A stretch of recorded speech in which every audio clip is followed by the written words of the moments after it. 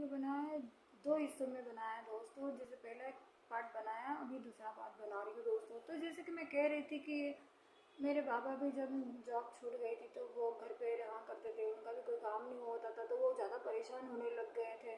उन्होंने नौकरी अपने पिता के चलते छोड़ दी, क्योंकि वो जब मिलिट्री में थे तो उनके पापा जब गुजर गए थे तो वो आ नहीं पाए थे। तो उन्हें कहीं ना कहीं अपने पिता का एक दुख दिल में बहुत था कि मेरे पिता ने मुझे जन्म दिया तो मैं आ नहीं पा रहा हूँ। तो ऐसी ज़िंदगी दोस्तों। मैं जब बैंगलोर आई तो बैंगलोर में मैंने एक बंगाली पर्सन से शादी की। मुझे लगा था कि वो मेरे ज़िंदगी का सबसे बड़ा हिस्सा है और उसके साथ मैं अच्छे से चल सकती हूँ, और वो मेरे लिए सब कुछ, मेरे लिए सब कुछ थे। मैं पहली बार जब उनके माँ बाप से मिली तो उन्होंने भी मुझे, पहले तो थोड़ा बहुत दिखावा करते हैं ना कि हाँ आप मेरी बहू हो, हाँ सब कुछ हो, लेकिन मेरे साथ पूरा उल्टा हुआ दोस्तों। मैं जब उनसे मिली तो मुझे लगा कि मुझे मेरे माँ बाप मिल गए, क्योंकि हम सास ससुर को माँ बाप ही तो समझते हैं, लेकिन मेरे साथ तो पूरा गलत हुआ दोस्तों। मैंने जब उनके पास गई कलकत्ता में, जो हालांकि मैं कभी गाँव नहीं गई थी, मुझे लगता था कि गाँव जाऊंगी तो गाँव के तौर तरीके सीखूंगी, गाँव कितना अच्छा होता है, यहाँ सब कुछ चीज़ें बेस्ट होता है, सब चीज़ें बहुत फ्रेश मिलती है, बहुत अच्छे लोग होते हैं, ये प्यार बांटना जानते हैं। लेकिन मेरे साथ पूरा गलत हुआ। मैं जब प्रेग्नेंट हुई तो मैं गांव चली गई, तो गांव चले जाने के बाद मेरे साथ इतना बुरा बर्ताव होता था कि मैं सोच नहीं पाती थी। नॉन बंगाली हूँ, मुझे बंगाली आती नहीं थी बात करने के लिए, तो मुझे कहीं ना कहीं लगता था कि ये क्या हो रहा है मेरे साथ में, ये तो मेरे माँ बाप है ना, मेरे मैं सास ससुर कभी नहीं मानती थी उनको।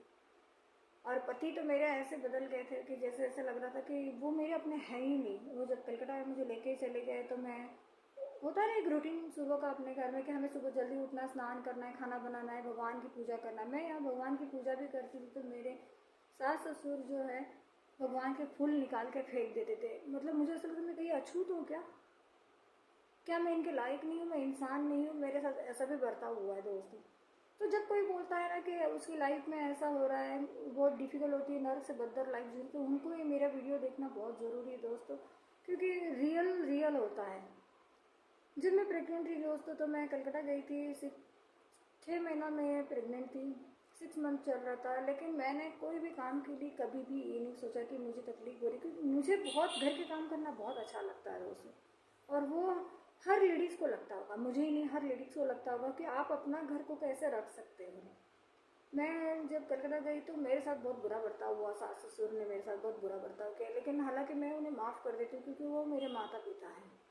और पति, उनको तो मैं जितना भी मुझे उन्होंने मेंटलिटी, फिजिकली, दिमागी टॉर्चर मुझे उन्होंने किया है, मैं उनको भी माफ़ करती रही, क्योंकि मुझे लगा कि चलो जाने दीजिए, माफ़ कर दीजिए, कई दिनों बाद वो सुधर जाएंगे। जब वो दिन आया जब मैं कलकत्ता से हैदराबाद गई, हैदराबाद से बैंगलोर आई चेकअप के लिए, तो पता चला कि मेरी डिलीवरी होने वाली 8 मंथ चल रहा था। और 8 मंथ लग के मुझे सिर्फ 10 दिन हुए थे दोस्तों कि मेरी यहाँ पे बैंगलोर में डॉक्टर ने कह दिया कि आपकी डिलीवरी होने वाली है, आप ट्रैवलिंग मत करो। जब मैं डिलीवरी के लिए हॉस्पिटल में गई तो मुझे डॉक्टर पूछ रहे थे आपके कोई रिलेटिव नहीं है, आपके घर के कोई लोग नहीं। तो मेरे हस्बैंड मेरे साथ में थे, लेकिन वो क्या ही कर लेंगे।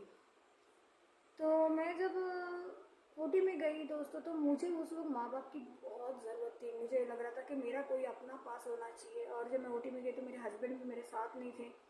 और मैं जब बच्चों को जन्म देती हूँ तो जो कोई लेडीज़ बच्चों को जन्म देती है तो उसका दूसरा जन्म होता है, ये सबको पता है। मैं बहुत अकेला महसूस कर रही थी। मुझे लग रहा था कि मैं, क्या है मेरी ज़िंदगी, मैं कुछ हूँ या नहीं हूँ, क्या मैं ख़त्म हो चुकी हूँ। जब मैंने बच्चों को जन्म दे रही थी तो मुझे एकदम ये हो रहा था, इतनी तकलीफ़ हो रही थी, इतना स्ट्रगल हो रहा था मेरी लाइफ में उस वक्त कि मेरे पास अपना पति भी नहीं था जब मैं बच्चों को जन्म दे रही थी। जब मेरी डिलीवरी हो गई तो मुझे देखने वाला भी कोई नहीं था। हालांकि जब डिलीवरी हो जाती है तो आपको लगता है कि आपके माँ बाप, सास ससुर, बहन या तो ननन कोई आपके पास हो, लेकिन मेरी लाइफ में ऐसा कोई नहीं था। डिलीवरी होने के बाद सीधा बैंगलोर के लॉज में रुकी। लॉज में तीसरे दिन मेरे पति मुझे छोड़ के चले गए।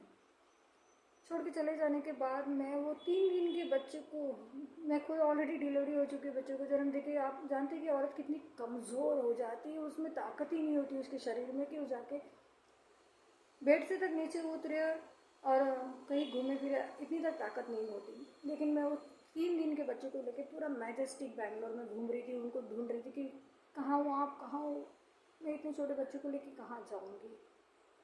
आखिरकार फिर वो शाम तक घर पे वापस आ जाते और मुझे कहते कि नहीं नहीं छोटा बच्चा मैं कैसे संभाल पाऊँगा। मतलब उनके लिए वो सब नया था, लेकिन मेरे लिए भी तो नया था ना, लेकिन वो हमारा बच्चा है ना। मुझे बहुत बुरा लग रहा था, मैं कैसे इंसान के साथ रह रही हूँ जिसको मेरी कोई कदर नहीं, बच्चे की तो कदर नहीं है। हालांकि आजकल के पति जब मैं देखती हूँ वीडियो कि बच्चों को कितना प्यार करते, तो काश हमको भी लगता है कि हमारे साथ भी ऐसा हुआ होता। मैंने ज़िंदगी में ना हमेशा दोस्तों यही चाहा है कि लोग अपने परिवार से, अपने बीवी बच्चे से बहुत प्यार करें, लेकिन मेरे साथ टोटली बहुत ही बुरा हुआ है। और मैं अपनी रियलिटी बताने में या बोलने में ज़रा भी नहीं झिझकूंगी, क्योंकि मेरे दोस्त मुझे ऐसा ही जाने जो मैं हूँ। मैंने उनके लिए बहुत कुछ किया, और जब मुझे कोई सवाल करता है कि आपके पति ने आपको छोड़ क्यों दिया, तो मैं चाहती हूँ कि मैंने उसे छोड़ दिया, मैं उसके साथ खुद नहीं रहना चाहती, क्योंकि मैं ऐसा लग रहा था कि जेल में बीती हुई ज़िंदगी गुजार रही हूँ। बैंगलोर में भी मैंने बहुत स्ट्रगल किया, बहुत काम किया। बैंगलोर में काम करते करते घर के लिए इतना सपोर्ट किया कि मैं चाहती थी कि मेरे हस्बैंड हमेशा मेरे साथ रहे। मैं जान चुकी थी कि वो कभी भी भाग सकते हैं, मेरे साथ कभी मेरा साथ नहीं देंगे, लेकिन मैं किसी और को कभी नहीं चुन सकती थी, क्योंकि मैं ऑलरेडी उनके बच्चे की माँ बन चुकी थी। तो और मैं उनको छोड़ना भी नहीं चाहती थी। उन्होंने मुझे बहुत तकलीफ़ दी है, बहुत फिज़िकली मेंटली इतना टॉर्चर किया हुआ है कि मैं क्या ही कहूँ। और मैं उनके बारे में कुछ कर भी नहीं पाई, क्योंकि मैं जब भी उनको कभी भी अरेस्ट करवाती, पुलिस स्टेशन में जाके बोलती, तो पुलिस वाले उनको पकड़ के लेके तो जाते हैं, लेकिन फिर मुझे पता होता कि उनके साथ ही मुझे रहना, तो फिर वही दिन आता जो पहले एक दिन हो चुका है। ऐसे मेरी लाइफ है दोस्तों। मैं अपनी रियलिटी लाइफ के बारे में आपको इसलिए बता रही हूँ क्योंकि मेरे पास बताने के लिए ना कोई दोस्त है, ना कोई अपने हैं, ना कोई भाई है जो मेरा दुख बांट सके।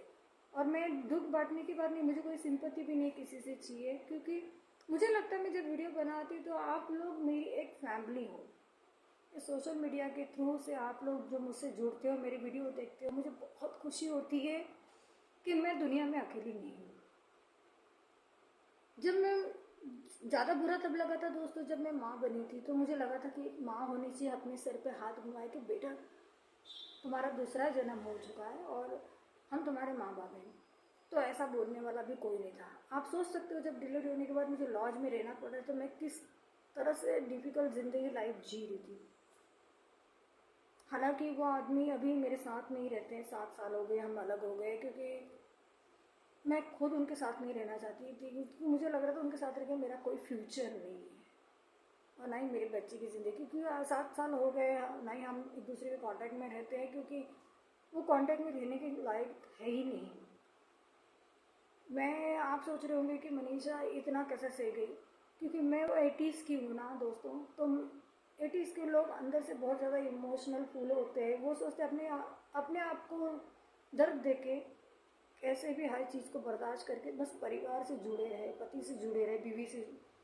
लोग बोलते ना कि नहीं आप क्यों इतना सहते हो, तो मैं लोगों से ये कहूँगी कि अक्सर औरतें क्यों सहती हैं अपने सास ससुर की बातें, देवर की बातें, ननन की बातें, या पति का मार हार टॉर्चर सहती क्यों? क्योंकि उसे लगता है कि ये एक ना एक दिन सुधर जाएंगे, लेकिन ऐसा नहीं हुआ दोस्तों। मैं आज अपने लाइफ में अकेली हूँ, अपने बच्चे के साथ हूँ। जैसी भी ज़िंदगी कट रही, मुझे ज़िंदगी से कोई शिकायत नहीं, बस अपने आप से शिकायत है कि मैं कब आगे बढ़ूँ और अपने बच्चे को उस ऊंचाई पे लेके जाके रखूँ ताकि उसे किसी भी चीज़ की कोई कमी ना हो।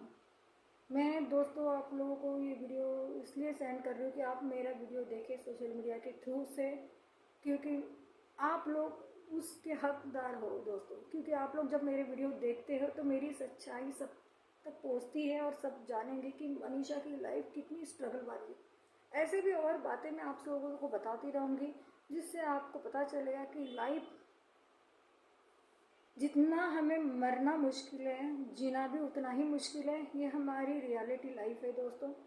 तो कभी भी अपने आप को ऐसा मत सोचो कि आप अकेले हो, आप सुसाइड करना चाहो या मरना चाहो या अपने लाइफ के साथ कुछ बुरा करना चाहो। बिल्कुल भी ये बातें आप लोगों को नहीं सोचनी है। ये ऊपर वाले ने हमें जन्म दिया है ना इस धरती पे, तो हमें ये सब हमारी परीक्षा चलती रहती कि हमें इसमें सक्सेस करना है।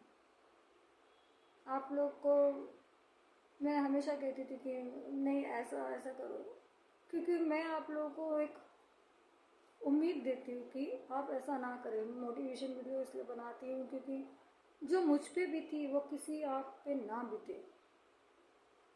मेरी वीडियो आपको अच्छा लगता है तो लाइक से सब्सक्राइब ज़रूर करना दोस्तों। इसके बाद में भी मैं अपनी रियलिटी आप लोगों को बताती रहूँगी और आप लोग जानेंगे, देखेंगे, सुनेंगे तो आप लोग को एहसास होगा कि मनीषा जिस तरह से वीडियो में गाने या दूसरी वीडियो बना रही थी तो वो मनीषा के फेस पे एक हंसी थी, एक अच्छी बातें थी जिसके पीछे मनीषा का भी एक पास्ट है जो मनीषा जीते आ रही है। जिस तरह की ज़िंदगी जी रही है वो किसी ने कभी सोचा नहीं होगा। तो इसीलिए मेरा ये वीडियो है दोस्तों। अगर आप लोग को मेरी वीडियो अच्छा लगता है तो लाइक से सब्सक्राइब ज़रूर करना दोस्तों। Thank you.